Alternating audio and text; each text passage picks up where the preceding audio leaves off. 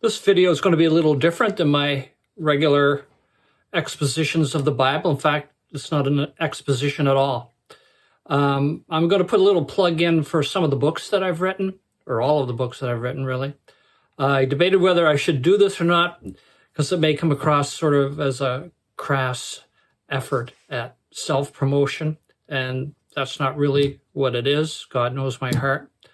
But I know a lot of the people that watch these videos on a regular basis are people that are interested in the Word, interested in the exposition of the Word, and learning of what God is teaching us from the Bible. And so I've written about 9 or so books thus far, and they're on biblical topics. Some of them are expositions of the Word, some are more topical. And so I just like to share them with you. My books are published by Believers Bookshelf in Beamsville, Ontario, Canada. They're also sold through Believers Bookshelf USA. There's going to be either a banner or a link up on the screen here that you can go to if you want to place an order. So in Canada, that's Believers Bookshelf. It's www.believersbookshelf.ca, CA for Canada. And in the US, it's www.bbusa.org. And if you are in the US, it's better that you get them through the US store because the shipping will be less for you. Just as a little background, and probably most of you know by now by watching the videos that I write my books the same in the sense from the doctrinal perspective. What I'm trying to say here, the doctrinal perspective that I am coming from is a premillennial, dispensational perspective. I believe in the pre-tribulational rapture of the church. I believe in the assurance of the believer that when you are truly saved and sealed by the Spirit of God, that you will not be lost. So I just want to give that sort of a doctrinal background. I'm not trying to trick anybody here, or, just so I'm up front and you know where I'm coming from. I fellowship with Christians that are identified with the Brethren Assemblies from the Plymouth Brethren movement. So that's where I'm coming from, just so you'll know. So let's just get at it. I'm just going to show you the books, but we'll be, I think, putting actually a picture of on the screen here on the video as we go along. We'll see how that works out. So we'll just give it a try here. There's not any particular order I'm giving them, maybe a little bit the order in which they were written, but it doesn't really make any difference. The first one is Jesus is Jehovah. And the subtitle of this book is Meditations on the Divine Glory of the Lord Jesus Christ. So what it is, and you can tell from the title, it's showing that the Lord Jesus himself is Jehovah God. The Jehovah God of the Old Testament is in the New Testament, the Lord Jesus Christ. And so in this book, I look at various Old Testament scriptures and how they are used in the New Testament, showing that the Lord Jesus indeed is Jehovah, that he's a divine person, God manifests in the flesh. It's not a big book. It's over 100 pages, 120 or so pages, but very helpful, I think, if I can say that about one of my own books. But the next one is probably my most controversial one, and it's only really a booklet. It's not that big. It's called Musical Instruments in Christian Worship, the Rise of the New Levites. And this looks at the whole issue of using musical instruments in the congregational worship of the saints and the development of worship teams and worship leaders. How biblical is that? And how it developed, where it's going, the danger of it. And I just don't want to be misunderstood here. In this book, I read it in a very ironic way.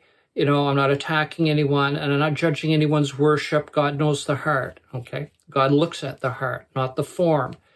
But it's something that I think that is important to look at, how these things develop and where they're heading. So musical instruments in Christian worship and the rise of the new Levites. And I'll just leave it at that. You may get an idea where I'm going with that just by the title, The Rise of the New Levites. a trained class of people who help us worship or worship for us intermediately between us and God. Okay. The next one is an important one, I believe. Lordship Salvation. Lordship Salvation and the Assurance of the Believer. This book was written in response to Brother John MacArthur's book, The Gospel According to Jesus, and some YouTube videos that Brother Paul Washer put up. Now, I respect these brethren. I'm not attacking them. Again, I write in an ironic way, non-attacking, peaceful way.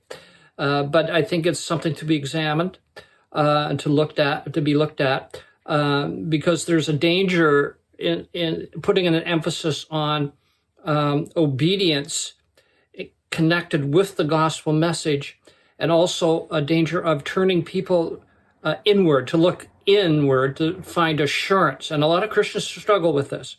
They struggle with assurance, okay? And so I'm taking a look at the doctrine of Lordship Salvation, but also the important subject, I think there's 3 chapters on it, on the assurance of the believer. That alone, I think, probably makes it worthwhile for some. The next is more devotional, less controversial, expositional style. Joseph, the son of Jacob. Joseph, in the Old Testament, son of Jacob. Subtitle, His Sufferings and His Supremacy.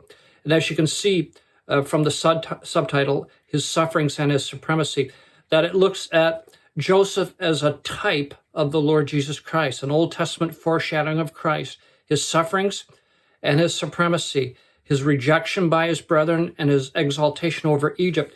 But I also, at the end of each chapter, I have a section on the practical reflections of the life of Joseph. In other words, it's not all looking at Joseph as a type of Christ, but also just Joseph the man as a saint of God, and what practical things we can glean from his life. You know, the Apostle Paul said that all these things were written, all the things of the Old Testament, for our learning, upon whom the end of the ages have come.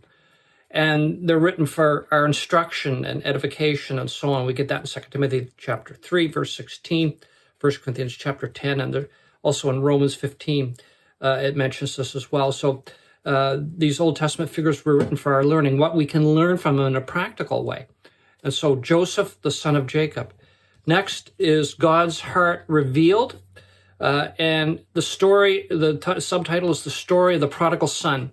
So it's really a brief, it's only a booklet, looking at Luke 15, the prodigal son, the Lord's parable of the prodigal son. This may be helpful also. This book now that I have in my hand is called A Concise Handbook of Bible Prophecy. And so I looked at the different terms and words of Bible prophecy, like amillennialism, Antichrist, Armageddon, the Assyrian, the beast, covenant theology, the day of Christ, the day of God. You know, it's all in alphabetical order, but the things dealing with the subject of prophecy. And in the rear, there's a chart on Daniel's prophecy of the 70 weeks, very important a prophecy. Again, from a premillennial dispensational perspective, but a lot of people find prophecy a difficult subject. And so I try to be as simple as possible, boil down these terms, you know, like premillennialism, what does it mean? You know, the prophecy of Daniel, 70 weeks, what is that? And so on. Another book here I have is You Are Peter. That's Simon Peter, the disciple and apostle of the Lord Jesus. Subtitle, Simon Peter, His Life and His Lord. So it's a biographical sketch of Simon Peter. So we look at his life from the time he was converted and throughout his ministry until his martyrdom. And the next 2 books, they're part of a series that I'm still in the process of writing. It's called Studies in the Minor Prophets. And this is volume 1. It's Hosea. Studies in the Minor Prophets of volume 1. And I plan, if the Lord spares me, to do all the minor prophets. When I'm finished, if I ever get finished, it will be 7 volumes. Volume 2 is Joel and Amos. Joel and Amos. I'm working presently on volume 3, which is Obadiah, Jonah, and Nahum. And then volume 4 will be Micah, just a standalone, just one book in volume 4. So hopefully I'll be able to finish that. There's one other thing I'd like to point out to you, and this is the Lord is Near Daily Bible Meditations. It's a daily devotional book, and it comes out each year. This is the 2021 edition, the one that's current, and the 2022 edition is already in print. We have to print them ahead of time because they go overseas to Africa and India as well. I'm the editor and compiler. There's other editors involved with this, but I'm the compiler of this. And it contains brief meditations of about 350 words or so per page. And it's dated like a calendar throughout the year. And the meditations are drawn from, the devotions are drawn from some of the older writers of the brethren, like J.N. Darby, C.H. McIntosh, F.W. Grant, and so on, and some contemporary writers. I also am a contributor to it. I write some of the articles, some other brethren who are contemporary with me, colleagues of mine, friends of mine, they write articles also, these devotions also. So it comes out new each year. And every year it's a different set of meditations. And if you want a daily devotional that's a little deeper than your average daily devotional, like Daily Bread and these ones that are fairly light. I'm not criticizing them, but if you want something just a little meatier in a devotional, I recommend the Lord is Near Daily Devotional Calendars. Well, that's it. I hope this may be at some point an encouragement to you. If you want to order one of these books, or all of them, or none of them, And so I just leave that with you, and may the Lord bless you as you continue to study His Word and grow in the grace and knowledge of the Lord Jesus Christ.